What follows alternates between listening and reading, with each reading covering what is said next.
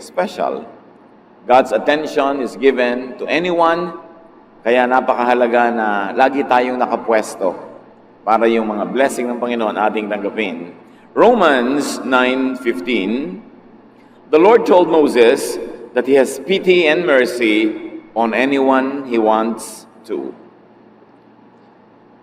Mahirap unawain ng hiwaga kung sino ang pinagpapala, paano pinagpapala, kaya napakahalaga na lagi na lang tayong conscious na ang pagpapala ay nanggagaling sa Diyos. Ang pag-aaral natin ngayon, pinamagatan natin, Blessings for Naaman. Isang mahalagang kwento na pwede natin kapulutan ng maraming aral. We ask you, Father, to be our speaker. Give us a simple message that will have very practical applications in our life. At ito mailapat namin sa aming buhay.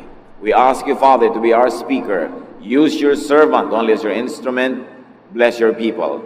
In the name of Jesus Christ, our Lord, our Savior, your Son, we pray. 2 Kings 5:1. Now Naaman was a commander of the army of the king of Aram. He was a great man in the sight of his master and highly regarded, because through him the Lord had given victory to Aram. He was a valiant soldier, but he had leprosy. So here Naaman that we see was a foreigner to Israel, an outsider. He was from Syria, but blessed by God. And immediately a lesson is very clear that God blesses anyone, anywhere. Hindi limitado ang blessing ng Diyos sa isang bansa, sa isang lahi, sa isang grupo. Ang blessing ng Panginoon ay pwedeng matanggap saan ka man naroon sa mundo, anumang lahi ang iyong kinabibilangan. But though blessed, Naaman had leprosy, at the time a very misunderstood kind of disease, and it was incurable. Parang napakalaking bigat sa buhay, at talagang malaki nga na magkaroon ka ng ketong dahil noon ay wala itong gamot at hindi pa nauunawaan ng siyensya o ng medisina. 2 Kings 5:2-3. Now bands of raiders from Aram had gone out and had taken captive a young girl from Israel, and she served Naaman's wife.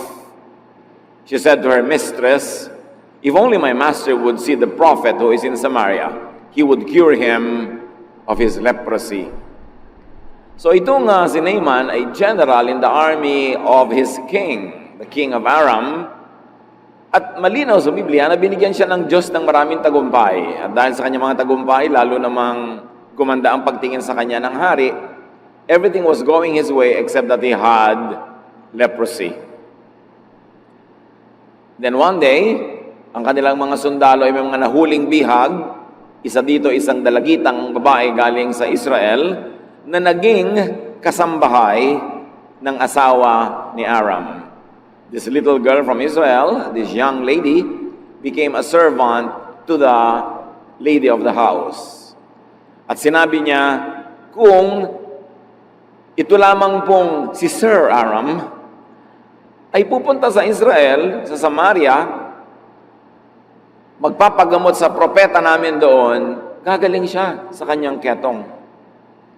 What we can see here is that this was a very liberal household. Though this was the house of a great man, a slave girl's advice could also be given and heard. In fact, this slave girl's advice would become another blessing in Aram and also very specifically in the life of Naaman. Blessed na nga siya, may madadagdag pang blessing dahil dito sa nabihag na dalagita na nagpayo, sana pumunta na lang doon sa propeta namin para gumaling ang sakit ng kanyang amo. Makikita natin na pwede palang magsalita ang mga katulong sa bahay na yon, pwede magpayo kahit sa kanilang mga amo. So we can see that this type of people, Naaman and his wife, were very good people. Pwede magsalita kahit mga katulong nila sa bahay. 2 Kings 5:4-5. Naaman went to his master and told him what the girl from Israel had said. "By all means, go," the king of Aram replied. "I will send a letter to the king of Israel." So Naaman left, taking with him 10 talents of silver, 6,000 shekels of gold, and 10 sets of clothing. So from the slave girl, the idea to go to the prophet in Israel went to Naaman, her master, and Naaman brought the idea to his master, the king himself. And the king said, "Why not? Go! Papadalang kita, papabaunan pa kita ng sulat para lalo kang pansinin," because at that time, this kingdom was stronger than Israel. So papansinin ng hari ng Israel yung sulat ng hari ng Aram, at nagdala pa itong si Naaman ng pagkarami-raming kayamanan, regalo sa propeta. So another blessing came to Naaman's life. First, the advice of the young lady, the maid in the house, now the king's permission, and even a letter. And then he brought gifts. 2 Kings 5:6-7. The letter that he took to the king of Israel read, "With this letter I am sending my servant Naaman to you so that you may cure him of his leprosy." As soon as the king of Israel read the letter, he tore his robes and said, "Am I God? Can I kill and bring back to life? Why does this fellow send someone to me to be cured of his leprosy? See how he is trying to pick a quarrel with me." Either there was a miscommunication, the king of Aram thought that the king of Israel was the one who had the power to heal, or it was just a general letter asking the king to move whoever was in his kingdom that could heal Naaman. But the king of Israel became afraid. Sabi niya, "Diyos ba ako? Bakit itong hari na to sa kabilang kingdom nagpapadala sa akin ng ganitong uri ng request na pagalingin ko itong leprosy ng kanyang tauhan? Sigurado humahanap yan ng away. Na pag hindi ko napagaling, magkakaroon siya ng excuse para tagirahin at mananalo sila dahil mas malakas sila sa atin kesa ngayon." So it was one king's expectation and request that sounded like a demand, and another king's concern and fear. Pag merong miscommunication, laging maraming fear. Kaya dapat nagkakalinawan, ano ba talaga ibig mong sabihin? Ito ba talagang iniisip ko ang iniisip mo? So ninervyos na alarm itong hari ng Israel. 2 Kings 5:8. When Elisha, the man of God, heard that the king of Israel had torn his robes, and to tear one's robe means to mourn, magluksa, malungkot ng sobra, he sent him this message. "Why have you torn your robes? Have the man come to me, and he will know that there is a prophet in Israel." Iba talaga magsalita yung mga God-anointed prophets. Walang pangingimi kahit hari ang kausap. Sabi niya sa hari, bakit naman kinailangan pang magdrama ka? Bakit kailangan mo pang pilas-pilasin yung mga suot mo? Ba't di mo nalang ipadala sa akin nang malaman niyang hari ng Aram na may propeta ang Diyos sa Israel? Malinaw yung statement, hindi yung hari ang gagamitin ng Diyos, yung propeta ang gagamitin niya. Sabi ni, very indirectly, sabi ni Elisha, nagkamali siya, ba't siya sa hari pumunta? Dapat sa akin. So papuntahin mo na lang sa akin nang malaman nila na kumikilos ang Diyos sa Israel sa pamamagitan ng kanyang propeta. So if we're going to trace the idea, it came from the Lord, of course, but it was, on human terms, from the slave girl. To Naaman, to the king of Aram, to the king of Israel, and now to the great prophet, Elisha. Ang layo ng narating ng idea. So, meron na namang isang blessing.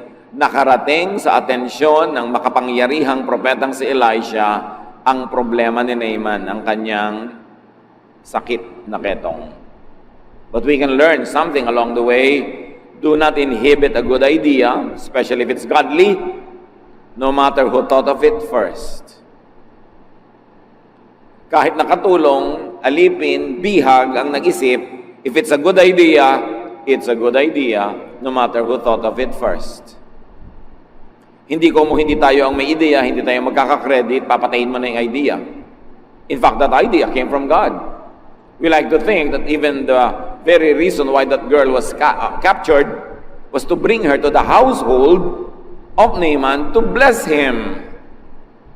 Like Joseph was a slave in the house of Potiphar to bless the entire empire of Egypt. God could talk to, and God could send and use anyone. Kahit mga taong mukhang mababa ang kalagayan sa lipunan, kung gagamitin ng Diyos, magiging napakamakapangyarihang daluyan ng kanyang pagpapala. 2 Kings 5:9. So Naaman went with his horses and chariots and stopped at the door of Elisha's house. Ang lakas ng dating ni Naaman. Nung dumating siya sa palasyo ng hari ng Israel, bagay yung kanyang retinue, ang kanyang mga wangwang, ang kanyang mga escort, ang mga kabayuhan. Pero nung pumunta siya sa bahay ng propeta, a very humble house, mukhang OA ang dating niya. Hindi bagay itrato ng mga political and military leaders ang mga servants of God that way. Ang lakas ng dating.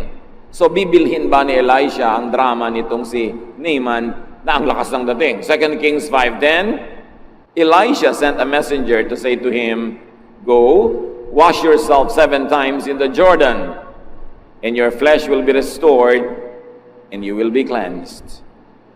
Hindi hinarap ng propeta ang dumating na bisita. Hindi siya tuminag sa kanyang kinalalagyan, pinalabas niya ng bahay ang isa niyang katulong at sinabi dun sa dumating, "Alam na po kung anong pakay nyo, ang payo, pumunta kayo sa river ng Jordan at ilublob nyo ang inyong sarili 7 beses. Bilangin nyo, lublob, ahon, 7 beses. Gagaling ang inyong mga sakit na yan, kayo'y malilinis." Ikatutuwa kaya ni Naaman ang ganong payo. So in other words, dinedma ng prophet yung pomp and pageantry ni Naaman. The prophet was not amused. The prophet was not impressed with the show of force. After all, the show of force is empty. Because if he was really powerful, he would not be there seeking the ministration of the prophet. So dapat inilagay niya ang sarili niya sa tamang lugar. Spiritual people should not be too impressed with power or wealth. And this is one of the measures that you can see how spiritual people are. How they not get too impressed with wealth or power. Because they are tuned in to another dimension, to another power, to another vision, to another world view. 2 Kings 5:11. But Naaman went away angry and said, "I thought that he would surely come out to meet me, stand and call on the name of the Lord his God, wave his hand over the spot, and cure me of my leprosy." This was the way of the pagan priests. Ang inaasahan ni Naaman, isang magandang show. Sabi niya, yun lang. Hindi ba niya kilala kung sino ako? Ang lumabas lang dito sa akin katulong para sabihin lang maglublob ako sa ilog nila. Hindi man lang siya lumabas. Ang inaasahan ko, lalabas siya. Titindig siya ng buong tikas at buong lakas siyang tatawag sa kanyang Diyos. Wawagayway niya ang kanyang kamay and instantly gagaling ako. Yun ang mga drama kasi ng mga pagan priests na nakasanayan itong si Naaman. Hindi niya alam yung understated style of really spiritual people. Hindi niya nagustuhan na hindi siya hinarap. 2 Kings 5:12, "Are not Abana and Pharpar, the rivers of Damascus, better than all the waters of Israel? Couldn't I wash in them and be cleansed?" So he turned and went off in a rage. Sabi niya, Jordan, ilog ba ang tawag mo dyan sa kaprasong kanal na yan? At talaga naman, kung i-compare nyo ang Jordan sa mga ilog ng Damascus, para lang talagang maliit na kanal, puro paputik. Alam nyo ba, pag tumungtong ka sa Jordan, aahon yung katakot-takot na putik. Aesthetically, hindi naman talaga siya big deal na ilog. Naging big deal lang, yun lang naman kasi isang ilog ng Israel. So sabi nitong si Naaman, hindi pa ba sapat na magagandang ilog namin sa aming bayan? Na mas maganda pa kahit pagsamasamahin mo lahat ng tubig sa Israel? Hindi ba kung pwedeng doon na lang maligo at malinis? Galit na galit siya, nagdadabog siyang tumalikod at umalis ang kanyang kabayuhan.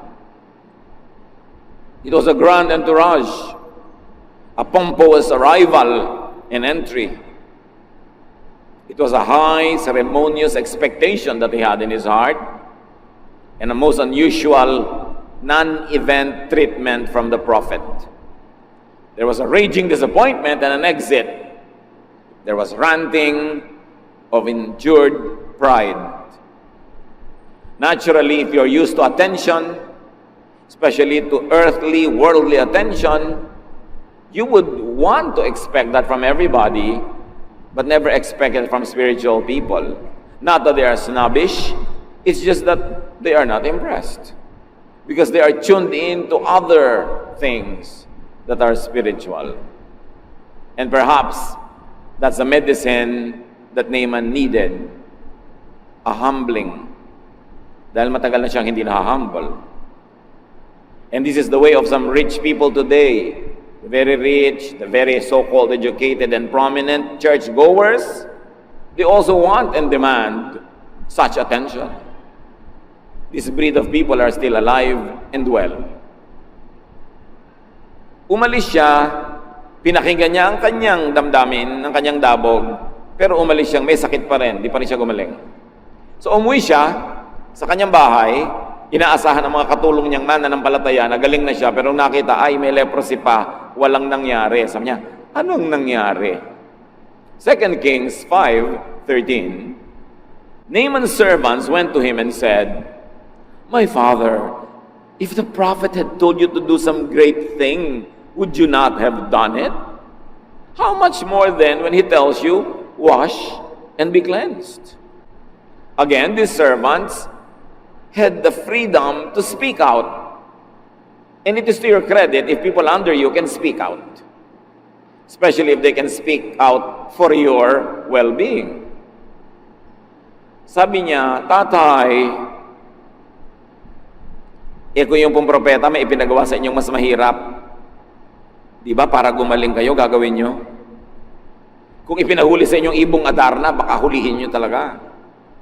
Kung ipinasisid sa inyo ang dagat, kung ipinasakop sa inyo ang lahat ng mga kaharian dyan, gagawin nyo. Tapos maglublob lang sa ilog, di nyo pa sinunod. Gaano ba naman kahirap yon?" Naaman was too great to be blessed. No one can be too small to be blessed, but some people are too big to be blessed. At yun ang attitude ni Naaman. So here comes another common advice, another common sense from very common people that many people of high stature miss. Sabi niya, ba't di na lang yung sinunod? Madali namang gawin. Madali sa mapagpakumbaba. Pero hindi madali sa may yabang at angas sa buhay. Una, nainis na siya na hindi siya hinarap. Katulong lang humarap sa kanya, hindi niya opposite number. Pagkatapos, ang liit-liit ng ilog, parang ganun lang. Hindi ba ako magmumukhang nauto, mukha naman akong chip, nasusundin ko yan, yun lang. Hindi tuloy siya gumaling. Pero nung payuhan siya na kanyang makatulong, pati nyo na lang gawin. Ito talaga, hanap naman kayo ng kagalingan. 2 Kings 5:14, so he went down and dipped himself in the Jordan 7 times, as the man of God had told him, and his flesh was restored and became clean like that of a young boy. So malinaw na Diyos ang nagpagaling. Not because of the river, not because of the grandness or beauty of the river. In fact, he was healed in spite of the river.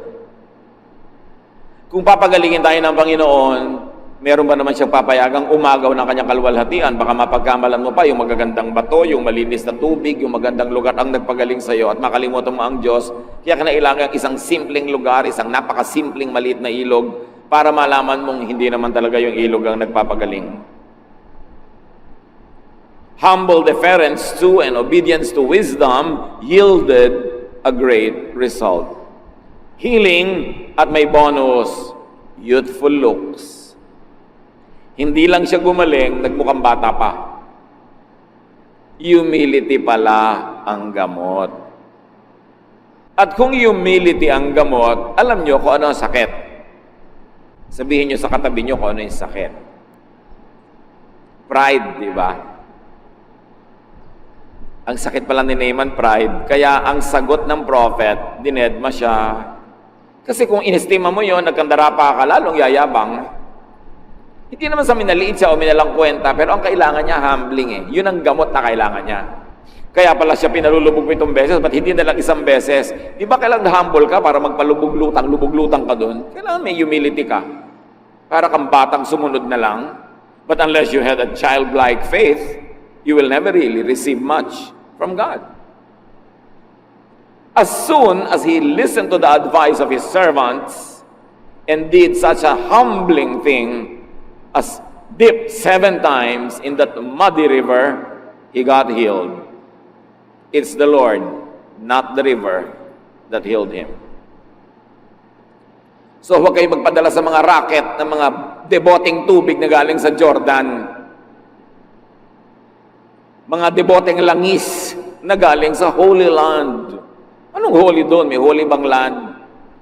Land cannot be holy because land is non-living and only the living are capable of righteousness or sinfulness. Walang holy land. Gimmick lang yan ng tourism. But if you like to visit for the historical value, good. Pero huwag kayong papauto na Holy Land. Magpe-pray ka sa Garden of Gethsemane. Sa garden nyo rin na puro makahiya at okra, nandun din ang Diyos. Hindi nyo kailangan pumunta doon para mag-pray. Pero kung gusto nyo makita, not bad. Pero kayong pauto sa mga Holy Land, Holy Oil, Holy Water. Walang ganun. Ang Diyos ang nagpapagaling. Kaya nga, pagkarumi-rumit, maputik na tubig pa yung ginamit eh. 2 Kings 5:15. Then Naaman and all his attendants went back to the man of God. He stood before him and said, "Now I know that there is no God in all the world except in Israel. So please accept a gift from your servant." Mula sa bahay, nagpunta sa ilog ito, malayo yon ha. Naglubog-lubog siya doon at nung gumaling, hindi mo na umuwi, tumuloy sa bahay ng propeta minus the pomp and pageantry. This time, bumaba na siya sa kanyang kabayo, tumindig siya sa harap ng bahay ng propeta hanggang nilabas siya. May natutunan si Naaman. Dapat mong ilugar ang sarili mo before the man of God. Huwag kang magyabang dyan. Dahil hindi naman ikaw yung man of God, siya. At siya nga hindi mayabang eh. So humility, recognition, and gratitude ang nakita natin na isinunod na ginawa nitong si Naaman. A clear expression of thankfulness. He brought a lot of gifts. Kailangan, yung pagtingin sa ilog na to should not be a source of misplaced national pride. Hindi dahil sa Israel nangyari yon, hindi dahil sa ilog na yon, kundi dahil sa Diyos. Dahil alam nyo, nung panahon na yon, napakaraming may ketong sa Israel, walang pinagaling ang Diyos ni isa. Sa katunayan, sabi sa 2 Kings 5:16, the prophet answered, "As surely as the Lord lives, whom I serve, I will not accept the thing." And even though Naaman urged him, he refused. Hindi tinanggap ng propeta ang mga regalo.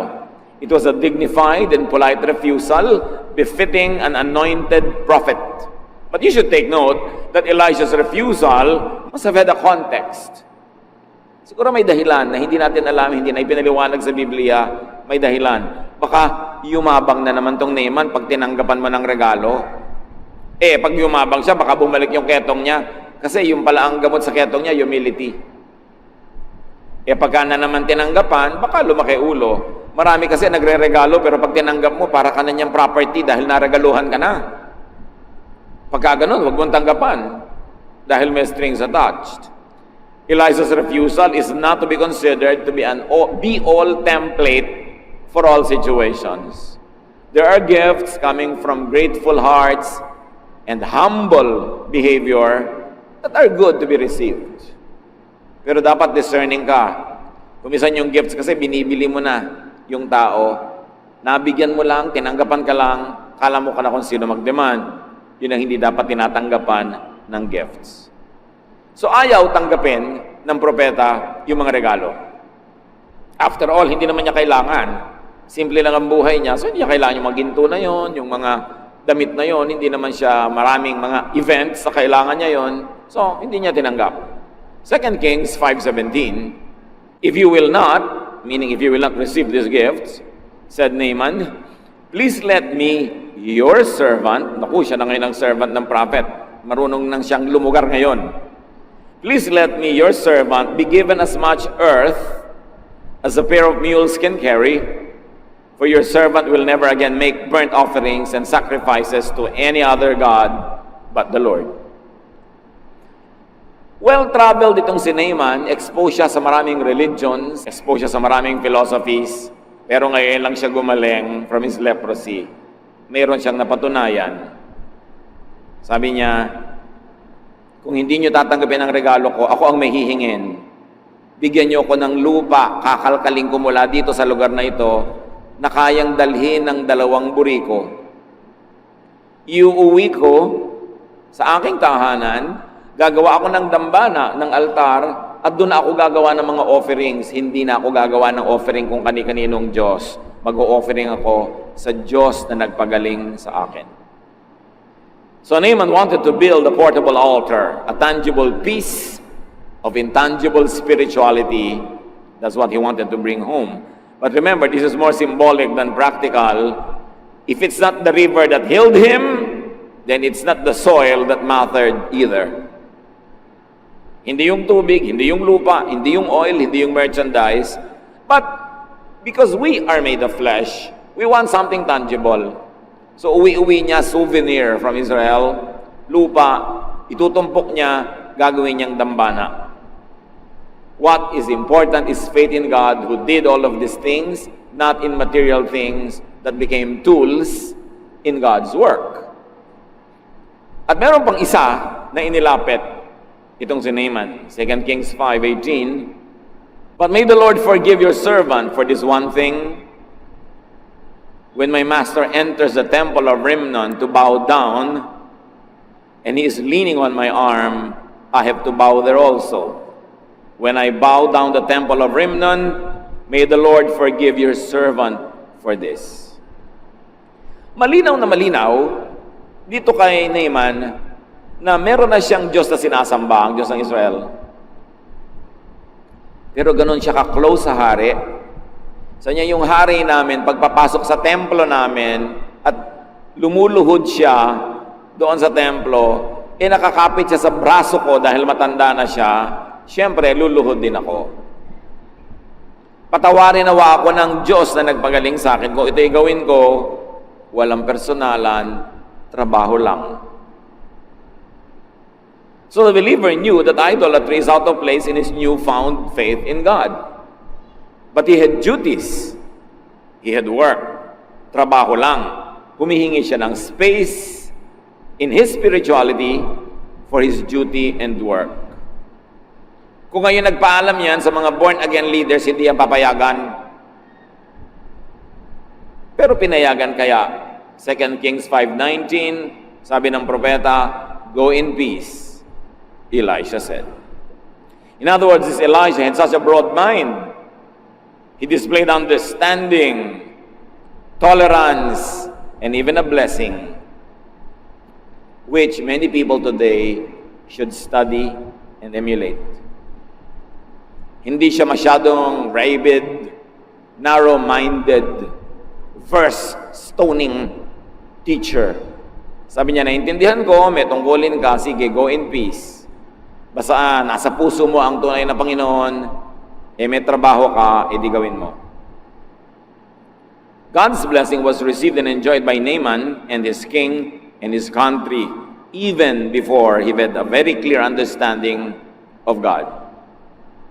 Ibig sabihin, God's blessing is not limited to Israel and the Israelites. It is not limited to certain persons or group of persons.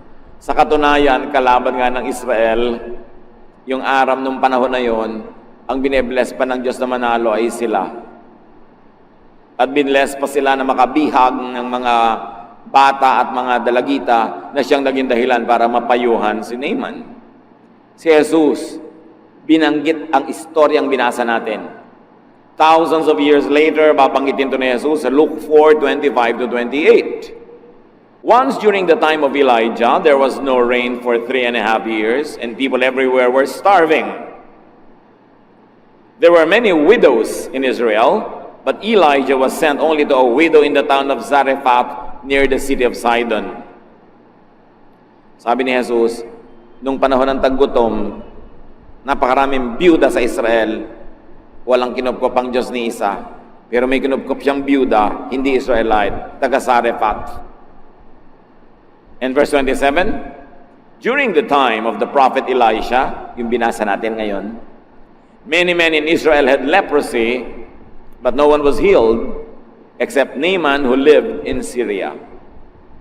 When the people in the meeting place heard Jesus say this, they became so angry. Israelites had always been used to thinking of themselves as special, as favored, and Jesus shattered that myth, that self-centered, ethnocentric myth. At marami pang beses uulit-ulitin niya ni Jesus. Sasabihin niya, I've never seen a faith like this in Israel, but the faith of this Syrophoenician woman is impressive. Sasabihin niya, I've never seen faith like the faith of this centurion. This I have never seen among Israelites. Ipinapakita ni Jesus na minamatyagan, tinitignan ng Diyos ang lahat ng tao sa buong mundo. At ang Diyos ay humahanga, si Jesus ay humahanga sa pananalig, kahit ang nananalig ay hindi Israelite.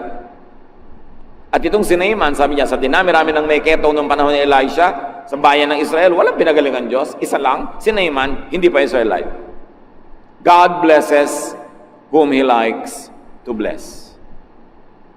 Walang sino man na may exclusive franchise for blessing.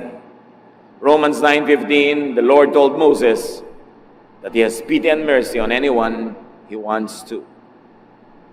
Another lesson is that more blessings could await those who are already blessed, if only they were humble and obedient to godly counsel.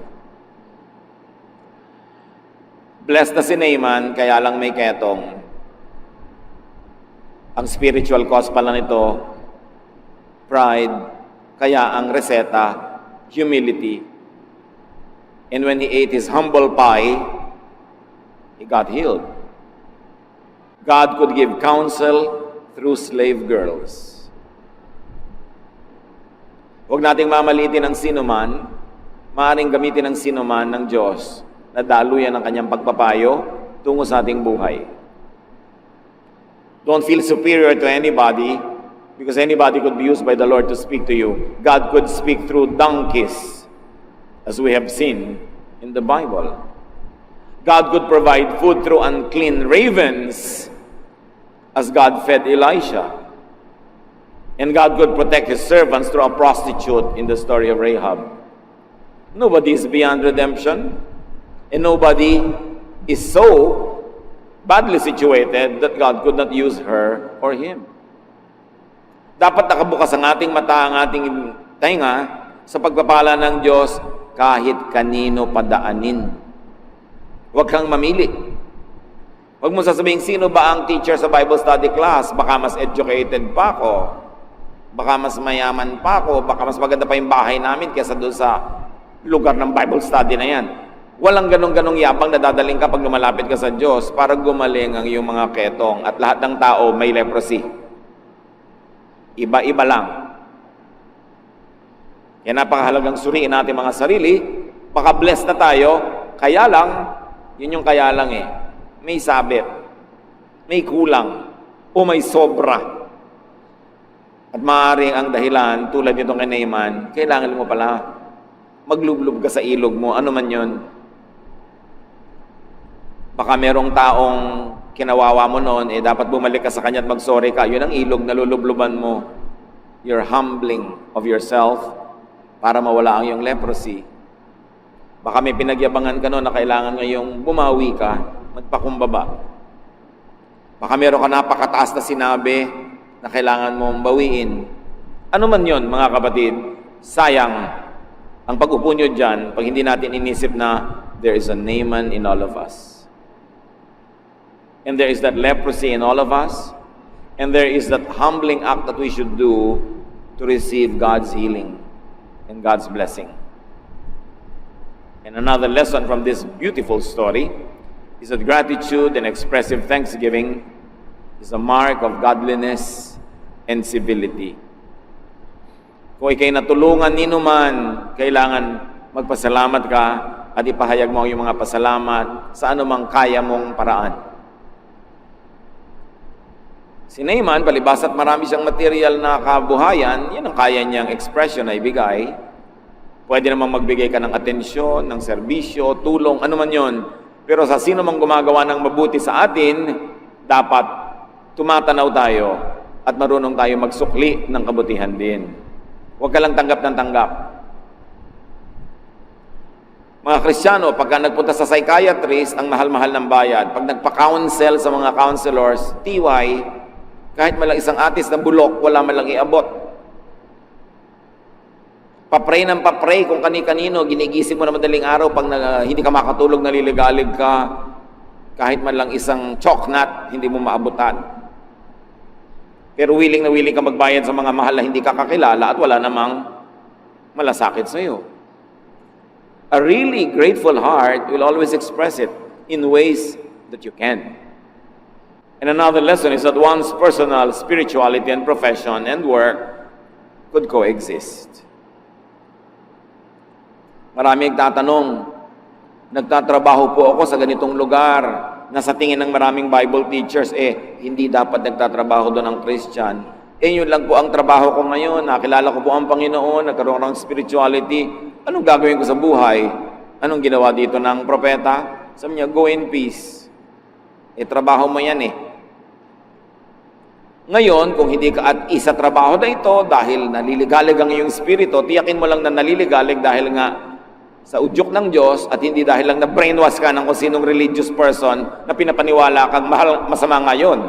Baka naman siya lang may ideya at hindi ang Diyos. Pero kung sakali nga, nalabag sa pagiging maka-Diyos, yung ginagawa mo, hindi maghanap ka ng iba, pero habang hindi ka pa nakakahanap, lalo't may pananagutan ka sa buhay, may mga pinapakain ka, sabi ng propeta, go in peace. Walang personalan, trabaho lang. Maluwag ang Diyos nami-mispackage lang siya and misrepresented ng mga mahihigpit na religious leaders. Pero kung ang Diyos talaga ang pupuntahan mo at yung mga propetang tunay, you will fall in love with God. Kasi ang bait-bait. Ang luwag-luwag kasama, hindi nakakasakal. Pag nakakasakal, hindi yun galing sa Diyos. Kasi hindi naman bumaba si Jesus sa lupa para kasakalin. Alam nga naman ang mission niya, manakal. So pag ang feeling mo, nasasakal ka, there's something wrong. Either with the teaching or with the interpretation. If you have conflicts in your mind about your profession and your spirituality, at least in and as a transition period, stay there until you find a better job. But to drop what you're doing and go hungry, hindi naman yun ang kalooban ng Diyos para sa iyo. At hindi mo kailangan gawin yun para patunayang maka-Diyos ka nga. We have to be liberated from these icons. Sometimes Bible-based Christians are so angry with idols, idolatry. Yung mga idols made of wood, of stone, of steel, of whatever. But Bible-based Christians also have many idols. And what are these? Theologies that misrepresent God. Theologies that do not present the true image of God, but shows only the interpretation of the religious. Idol din yun. Mas delikado yung idol na minimisrepresent mo ang Diyos. Na ang Diyos ay laging galit, laging nagpaparusa, puro bawal. It is a misrepresentation of God. Mature spirituality could and would understand other people's boundedness to duty and profession. Meron pa naging Kristiyano pero nasa military o police. So alam nga namang hindi ka na manghuli ng masama at hindi ka na mamaril kung nagbabarilan dahil Kristiyano ka. I-apply natin itong istorya sa tunay na buhay para magkaroon ng kahulugan sa atin. Sabi ng prophet, go in peace. Then settle it later. But for now, you are in a transition period, go in peace. Darating din yung kaayusan na yan na hinahanap mo. Mature spirituality could and would be tolerant of people's realities and even beliefs. You don't walk into people's lives and rearrange them the way your religion tells you to. You respect people and you let them process their spirituality in their time, at their pace, in their context. Naaman was a believer, though not fully aware of it. Maraming mga tao naniniwala sa Diyos, hindi lang nila alam na naniniwala pala sila, pero yung kilos, asal, gawa nila, nagsasabing mananampalataya sila. Kaya bine-bless ng Diyos si Naaman. May kulang lang yung inayos, the humbling part. But in all other aspects of his life, he was already blessed. Marami mga mananampalataya, hindi lang articulated ng theology sa kanilang pananalig nila sa Diyos. At kadalasan, makikita nyo sa Biblia, dinadala sila ng Diyos sa mga taong makakapagpaliwanag ng kanilang isip at makakapag-fine-tune ng kanilang pananalig. Ginawa niya yan kay Cornelius, ginawa niya yan sa Roman centurion, at ginagawa ng Panginoon sa sino man na meron ng likas na pananalig sa Kanya, inilalapit niya lalo sa Kanya at gumagamit siya ng mga instrumento. What is your leprosy that could be healed by listening to a humble person's advice, that could be healed by humbling yourself and by dipping in your own Jordan River? Panginoong Diyos, turuan niyo po kami na ilapat ang kwento sa buhay namin dahil hindi naman dekorasyon ang kwento na ito. Ito'y tungkol din sa amin. Bigyan niyo kami ng spiritual eyes. Give us spiritual eyes to see who we are in this story so we can benefit from it. And we pray, O Lord, that as Naaman benefited from enlightenment, you will give us that enlightenment so we could do what should be done, correct our lives, and get more blessing from you and glorify you more in our lives. Pagbulay-bulayan natin ang kahulugan nito sa ating buhay at nawa ang ating kani-kanyang mga leprosies pagalingin ng Diyos sa ating pagsunod sa Kanya at pagsunod sa makadiyos na payo. Dear Lord, as your people humble ourselves before you and like sa mga connection natin sa buhay. Salamat, Panginoon, dahil kayo ay aming tagapagligtas at tagapagpagaling. Salamat sa buhay na walang hanggan at salamat din sa buhay na pang-araw-araw dito sa lupa. Patuloy niyo po kaming linisin. And as we celebrate life, O God, we thank you for giving us our breath, our health, our everything. Mangusap po kayo ngayon, Panginoon, sa simpleng paraan at nawa lahat kami merong makitang pagpapala, may maiuwing katuruan mula sa inyo. Sit on your throne of power, O Father. Lead your people. Teach us. Be our speaker. In the name of Jesus Christ, your Son, our Lord, we pray with thanksgiving. Babasahin natin mula sa Mateo 8:5-13. Pagpasok ni Jesus sa Capernaum, lumapit sa kanya isang opisyal ng hukbong Romano at nakiusap. Ginoo, ang katulong ko po ay naparalisado. Siya po'y nakaratay sa bahay at lubhang nahihirapan. Sinabi ni Jesus, pupuntahan ko siya at pagagalingin. Ngunit sumagot sa kanya ang opisyal, Ginoo, hindi po ako karapat-dapat na puntahan pa ninyo sa aking bahay. Sabihin na lamang po ninyo at gagaling na ang aking katulong. Ako'y nasa ilalim ng mga nakakataas sa pinuno at may nasasakupan ding mga kawal. Kapag inutusan ko ang isa, pumunta ka roon, siya'y pumupunta. At ang isa naman, halika, siya'y lumalapit. Kapag sinabi ko sa aking alipin, gawin mo ito, ginagawa nga niya yun. Damangha si Jesus ang marinig ito at sinabi niya sa mga taong sumusunod sa kanya, tandaan ninyo, hindi pa ako nakakita ng ganito kalaking pananampalataya sa buong Israel. Tandaan ninyo, marami ang darating buhat sa silangan at sa kanluran at dudulog sa hapag kasalo ni Abraham, Isaac at Jacob sa kaharian ng langit. Ngunit, ang mga taong dapat sanay kasama sa kaharian ay itatapon sa kadiliman. Mananangis sila doon at magngangalit ang kanilang mga ngipin. At sinabi ni Jesus sa opisyal, umuwi ka na, mangyayari ang hinihiling mo ayon sa iyong pananampalataya. Sa oras ding yon ay gumaling ang katulong ng kapitan. A very remarkable story, especially when we pay attention to the details. At muli nating basahin isa-isa at hanapan at kapulutan ng aral. Matthew 8:5-6. When Jesus was going into the town of Capernaum, an army officer came up to him and said, "Lord, my servant is at home in such terrible pain that he can't even move." May mga ganong sakit. Yung iba frozen shoulders, yung iba arthritis. May mga sakit ang katawan na hindi makagalaw ang iyong kamay, ang iyong braso, anumang bahagi ng iyong katawan, ang iyong paa, at napakasakit. Matinding kirot. At yun ang naramdaman nitong isang katulong ng isang Roman officer. The Romans were foreigners in Israel. In fact, they were conquerors. Kaya hindi mo inaasahan na may Roman na lalapit kay Jesus, lalong-lalo na isang Roman officer. Mataas ang ranggo. A Gentile man of high military and social rank intercedes for a servant. It is most unusual. Mataas na ranggong opisyal, tapos ang ilalapit kay Jesus ni hindi man lang sundalo, katulong niya sa bahay. At malamang na ang katulong na yon ay isang native Israelite, hindi man lang Roman citizen. Kaya nakakagulat ang malasakit at ang ginawa ng lalaking ito para ilapit kay Jesus, ang isang taong kung tutusin sa mga values ng panahon nila ay di naman mahalaga sa kanya. Hindi naman mahalaga doon ang buhay ng mga tao, lalong-lalo kung foreigner at lalong-lalo kung empleyado mo lang noong panahon na yon. At sabi ng Panginoon sa Matthew 8:7, "I will go and heal him."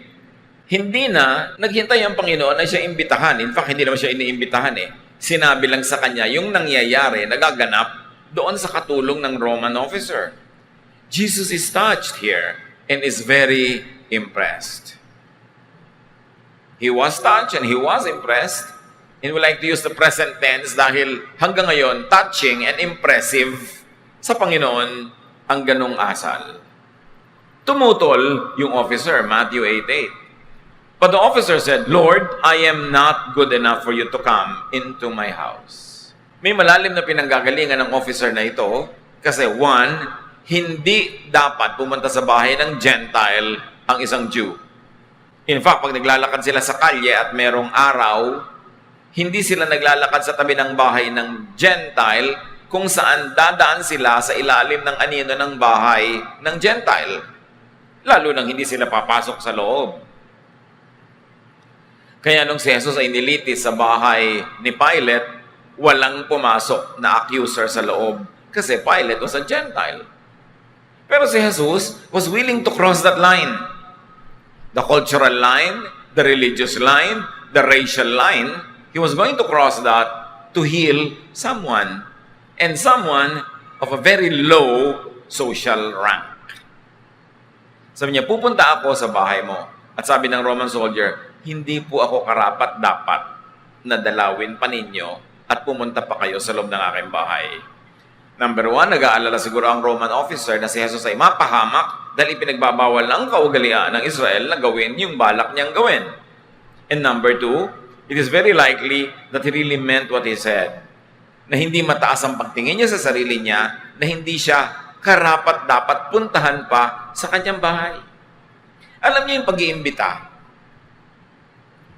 May sinasabi din yan tungkol sa ating pagpapahalaga sa sarili. Pag may iniimbita ka na isang napakahalagang tao, napakaabala, busy na tao, para pumunta sa iyong event, actually, may mga sinasabi ka doon. One, mahalaga siya sa'yo, kaya mo siya iniimbita. Pero two, mahalaga ka rin sa tingin mo, worthy enough para puntahan ng isang tao, bitawan niya ang kanyang ginagawa, at mag-abala siyang pumunta sa iyong event. Kaya kung minsan niyang pag-iimbita, inilalagay mo rin sa lugar, dahil ayaw mo naman na ilagay sa alanganin yung isang taong pagbigyan ka lang dahil gusto mong dekorasyon siya sa party mo, gusto mong masabing si ganito at si ganon nasa party ko, naabala naman siya sa kanyang buhay. So itong Roman soldier na ito, or officer in fact, sabi niya, huwag na po, hindi ako karapat-dapat. Lumugar ang Gentile, hindi pangahas. In fact, he was humble. Mababa ang loob. Matthew 5:5, God blesses those people who are humble. The earth will belong to them. Sa kanyang paglagay sa kanyang sarili sa tamang lugar o sa lugar na hindi presumptuous, hindi proud, na-touch lalo si Jesus. At sabi niya, Matthew 8 to 9, just give the order, and my servant will get well.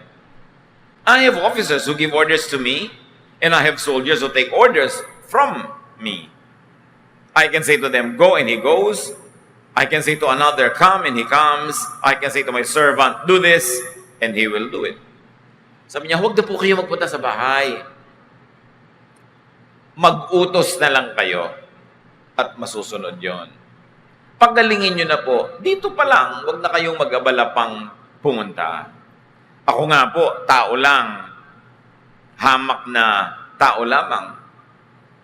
May mga opisyal na nakakataas sa akin. Pag nag-utos, sinusunod ko. At may mga tao namang nasasakupan ko, pag inutusan ko, sumusunod. Lalo na kayo. Mag-utos na lang kayo at mangyayari yon. Sabihin niyo na lang pong gumaling na siya at matutupad. So the officer recognizes Jesus' spiritual authority. At bagamat mataas ang ranggo niya sa military, sa gobyerno, sa lipunan, higit niyang pinahalagahan ang ranggo ni Jesus, which was spiritual, over his social and military rank. Kasi sabi niya, kung ako sinusunod ng mga nasasakupan ko, lahat ay sakop nyo, susunod pag inutusan nyo, utusan nyo na lang yung sakit na umalis. Matthew 8, 10 to 12. When Jesus heard this, he was so surprised that he turned and said to the crowd following him, I tell you that in all of Israel, I've never found anyone with this much faith. Many people will come from everywhere to enjoy the feast in the kingdom of heaven with Abraham, Isaac, and Jacob. But the ones who should have been in the kingdom will be thrown out into the dark. They will cry and grit their teeth in pain. Sobrang humanga si Jesus sa sinabi ng tao. At hindi lang sa sinabi, dun sa puso na pinagmulan ng sinabi. Sabi niya, alam niyo, sa buong Israel, wala ako nakitang ganitong uri ng pananalig. Darating ang panahon na ang mga ligtas ay makikisalo sa piging doon sa kalangitan, pero yung sanang nandun, mawawala pa. Ang tinutukoy dito ng Panginoon, mga Israelites, na dapat sana kasali pero hindi, dahil hindi naniwala. Sabi niya, kaiba ang paniniwala nitong foreigner na ito. Nahigitan pa niya ang mga taga rito mismo sa Israel. At yung mga dapat sana ay makakasama sa buhay na walang hanggan, itatapon pa sila at magngangalit ang mga ngipin nila dahil sa sobrang pagdurusa, bunga ng pagkakatapon sa kanila. Jesus exclaims in pleasant surprise. He commends the outsider's faith and condemns the insider's lack of faith. Kung may hinahangaan si Jesus, hindi ang talino, hindi ang yaman, hindi ang ganda, bagamat mahalaga yung mga bagay na yon, pero ang tunay na umaantig sa damdamin ni Jesus, pananalig, matibay at masigasig na paniniwala. At yun ang nakita niya sa lalaki. Matthew 8:13. Then Jesus said to the officer, you may go home now. Your faith has made it happen. Right then, his servant was healed. Sabi niya, kahanga-hangang pananalig. Kung ganyan naman pala, at naniniwala kang hindi na ako kailangan pang pumunta sa bahay mo, na iutos ko lang ay gagaling ang katulong mo, umuwi ka na, ngayon din gagaling ang katulong mo. At gumaling nga yung katulong na yon, nun ding sandaling yon. The officer got what he wanted because of his faith. Because of his work inspired by faith. Sabi niya, dahil sa pananalig mo, magaganap yan. Hindi sinolo ni Jesus yung credit. Hindi niya sinabing, dahil kaya ko. Pero sabi niya, dahil nananalig ka. In other words, kaya naman talaga ng Diyos. Walang hindi kaya ang Diyos. Pero ano ang pumipigil na maganap ang dapat maganap? Kakulangan ng pananalig.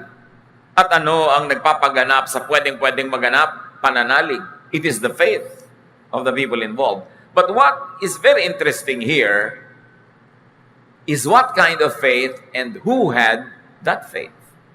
Hindi yung pasyente ang may pananalig. Hindi yung pasyente ang lumapit. Si Jesus nilapitan ng amo ng pasyente at dahil sa pananalig ng amo ng pasyente, gumaling yung katulong na may sakit. It's a very interesting twist in how faith is operationalized.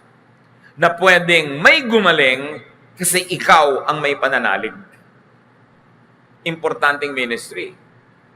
Believe first in Jesus' person, in His power, and in His kindness. Pinaniwalaan ang lahat ng ito nung lalaki. Naniwala siya sa katauhan ni Jesus, kaya siya lumapit. Kung di siya naniniwala, napakalaking risk ang ginawa niya na siya ay conqueror, Roman officer, lalapit siya sa isang conquered person, isang colonial person, subject to their laws and rule and power. Siya ang lumapit, siya ang nagpakumbaba at humingi siya ng pabor. At naniwala siyang kaya naman ni Jesus. Sa katunayan, yung iba sinusundo-sundo pa si Jesus para dalhin sa bahay nila. Katulad halimbawa ni Jairus. Isa siyang ruler of the synagogue, isang Jew. Pero ito, Roman soldier, kung tawagin ay Gentile, sabi niya, hindi nyo na kailangan pumunta sa amin. Loobin nyo lang na maganap, magaganap. Ganun ang kanyang paniniwala. At naniniwala siyang napakabait ni Jesus, na kahit wala yung gagamutin, maaawa siya at gagamutin pa rin niya. Sa bagay, paano nga pupunta? Paralisado na. Because of intense pain, he could not move. Kaya, alam niya, maawain si Jesus. Hindi siya nagdalawang isip na, baka ako mapahiya, baka ako mapagalitan. Yung mga taong mahiyain, walang mapapala sa buhay. Kailangan bold ka to seek grace, to seek help, to seek intervention. Lalong-lalo kung emergency ang pangangailangan, hindi pwedeng hiya-hiya.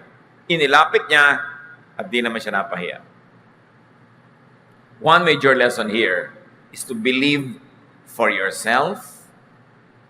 Maraming magaganap sa buhay mo kung nananalig ka.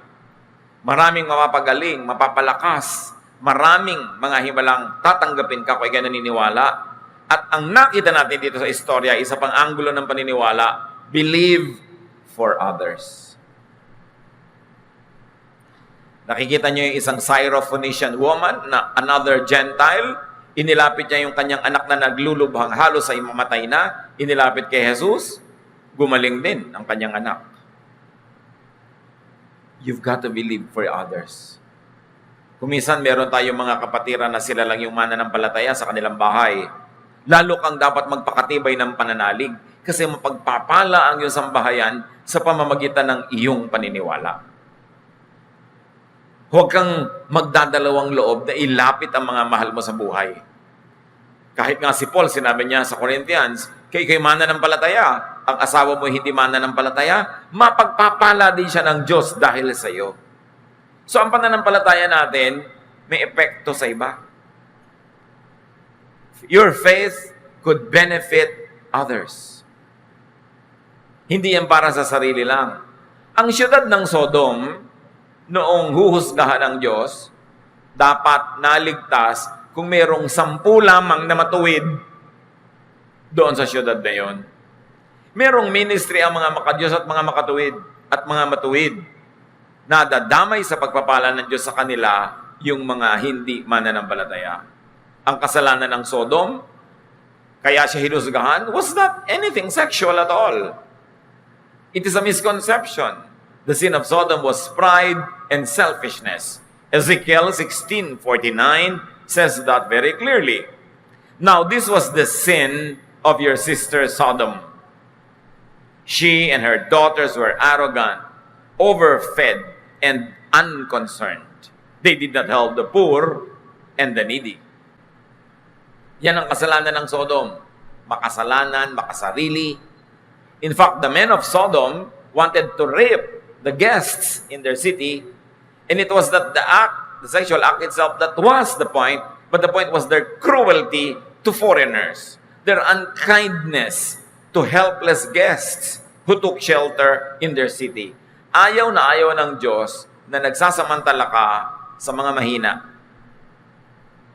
Na pwede mong tulungan, di mo tinutulungan, pinagkakaitan mo at pinagsasamantalahan mo pa. At yan ang kasalanan ng Sodom. Nakabaligtaran ng magandang ginawa ng Roman officer. Concerned siya, hindi siya mayabang, hindi siya overfed, hindi siya unconcerned, matulungin siya sa mga mahihirap at mga nangangailangan. Kaya ang Panginoong Hesus humanga sa taong yun.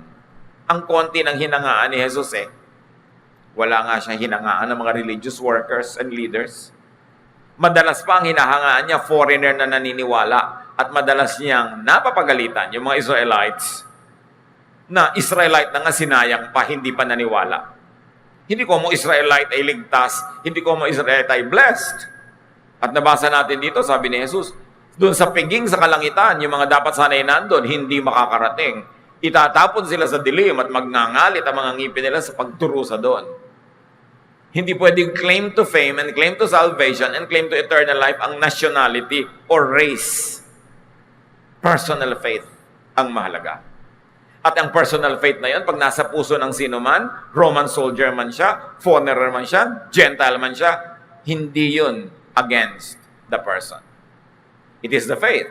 And the faith of this foreigner made the miracle happen. The miracle is always doable as far as God is concerned. What stops it from happening is the lack of faith of people who should either receive it or who should intercede for others who needed it. Kaya napakahalaga ng prinsipyo ng kwento. Believe, pray, and be righteous for others. Be righteous for yourself, yes. But also be righteous for your spouse. Pagka ang iyong asawa hindi mananampalataya, doblehin mo ang kabanalan mo para hati kayo sa benefit. Ganon din, you should be righteous for your child. May mga anak ang pasaway, may mga anak ang ayaw mag-aral ng salita ng Diyos, gumagawa ng mga mali. Lalo kang magpakatama sa buhay para yung kabanalan mo, hati kayo ng anak mo. Be righteous for your parent in case that is your parent who is not a believer or who needs the benefit of intercession by someone who believes. Be righteous for your brother or sister, for your friend, for others. Napakahalaga nun. At may lesson dito, yung katulong na ito na naparalisado dahil sa hirap ng kanyang paggalaw, paano kung ang amo niya hindi mananampalataya? Nanigasgas siya. Baka ikinamatay na niya yon. Get blessed through association. Kaya nga yan ang title natin.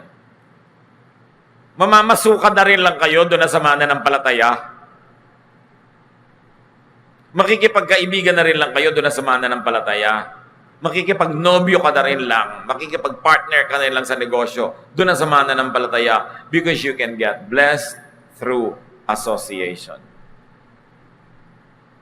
Yun ay kung may choice ka. Anong mahihita mo kung yung kasama mo, partner mo, pinapakisamahan mo, hindi mananampalataya, walang pananalig. Mailalapit ka ba noon sa Diyos? Kung ikaw yung mga ilangan. At papakinggan ba siya? Kaya ang sinabi, your faith has healed your servant. Your faith has made it happen. Napakalaking blessing, mga kapatid, kung meron kayong associates na mananampalataya. Kung ang inyong employer o employee, kung ang inyong kaibigan, ang inyong kasintahan ay mananampalataya. At kung hindi sila mananampalataya, ipag-ibayuhin ninyo ang inyong kabanalan para for your sake, mabless sila. In that case, you are not the recipient of the blessing, but you are the dispenser or the channel of blessing. Kasi meron kayong ministry na ilapit sila sa Panginoon. Huwag kayong panghinaan ng loob kung may matagal na kayo inilalapit, ipinagdarasal, parang wala pang bunga. Just keep on praying, just keep on believing, and keep on staying righteous. James 5:16, the prayer of a righteous person is powerful and effective. Kaya mission natin, mga kapatid, na magpakabanal, maging makadiyos, maging matuwid, para pag nanalangin ka para sa asawa mo, anak mo, kapatid mo, partner mo sa buhay, madinig ka ng langit. At kung may ilapit ka sa Panginoon para pagalingin, gumaling kahit sila hindi lumalapit. It is a ministry. Righteousness is a ministry. May mga ministry na pagkanta, pagtugtog, may ministry na pagpipreach, pagtiteach, pero lahat tayo pwede sa ministry na ito. Be righteous. So that when you pray, the prayer of your righteous self will have effective powers. Because the faith of a righteous person moves the hand of God. Magandang ministry yan.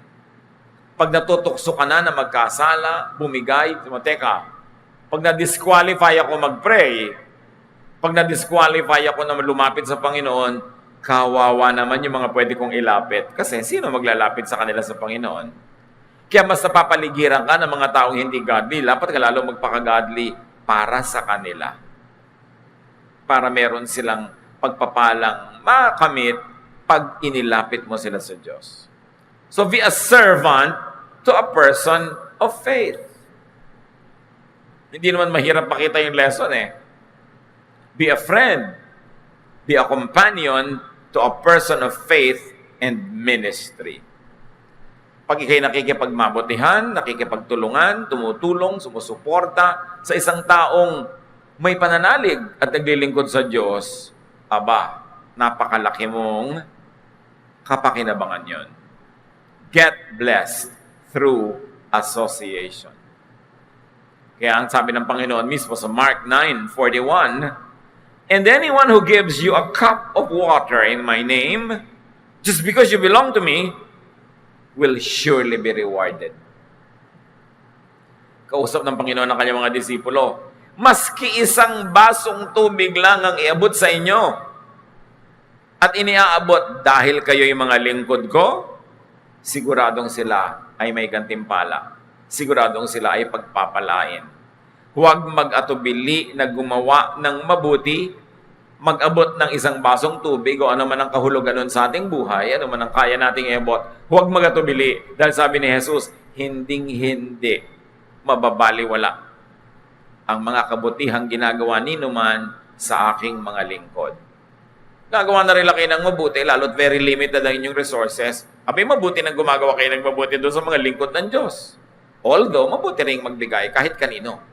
Maging matulungin. Pero ang pangako ni Jesus, hindi babaliwalain ang anumang pagbibigay ng tulong sa kanya mga lingkod. So, be blessed through godly association. Be blessed through godly giving. Be blessed through godly connections. And on the reverse, avoid curses through ungodly association. Kung pwede ka mapagpala dahil konektado ka sa maka-Diyos, pwede ka namang makatanggap ng sumpa dahil konektado ka sa hindi maka-Diyos. Dapat pinipili. 1 Corinthians 15:33, "Do not be misled. Bad company corrupts good character." Huwag kayong magpadaya. Pag pangit ang mga kasama mo ang ugali, pag masasama ang kasama mo, madadamay ka. Marurumihan ka rin. Kaya dapat pinipili. Do not serve in an ungodly enterprise. Ang lakas na ipinapahiram sa atin ng Diyos, huwag niyong isusuko, ipapahiram, ipapagamit sa kasamaan. And very importantly, be a blessing to your associates. Kung kayo may mga empleyado, mga tauhan, mga kasamahan, be a blessing. Dapat ipagpasalamat nila sa buhay na nag-cross sa inyong mga landas at nasangkot kayo sa kanilang buhay. Dapat blessing tayo sa kapwa, hindi curse. Dahil sumali tayo sa buhay nila, gumaan ang buhay nila, naliwanagan ng dilim, naituwid ang liko, napagaling ang sakit, naitama ang mali dahil nandun tayo. May ministry ang bawat isa. And in this particular story, it was even a Roman soldier. How ironic. But it means that God can use anybody who likes to submit herself or himself to God. Ano man ang gender mo, ano man ang race, ano man ang katayuan mo sa buhay, kung gusto mong maging blessing, magiging blessing ka sa kapwa. At hinahangaan ni Jesus yung taong hindi naman siya ang nangangailangan, pero lumalapit para sa iba. The ministry of interceding for others is a great ministry that touches the heart of Jesus. Aming Diyos, turuan niyo kami kung anong lesson para sa aming mga pribadong buhay. Kami ba yung Roman soldier and officer na pwedeng lumapit sa inyo para sa ibang nangangailangan? O kami ba yung empleyado niyang na-bless dahil napasama siya sa isang amo na maka-Diyos? Turuan niyo kami na laging mamuhay ng may kaayusan, kabanalan, at nasa ganon, lagi kaming qualified to pray for others and even for ourselves. At turuan niyo kami, Panginoon, ang aming relasyon sa inyo, maging gabay, maging dahilan para marami pang taong mabless. Turuan niyo rin kami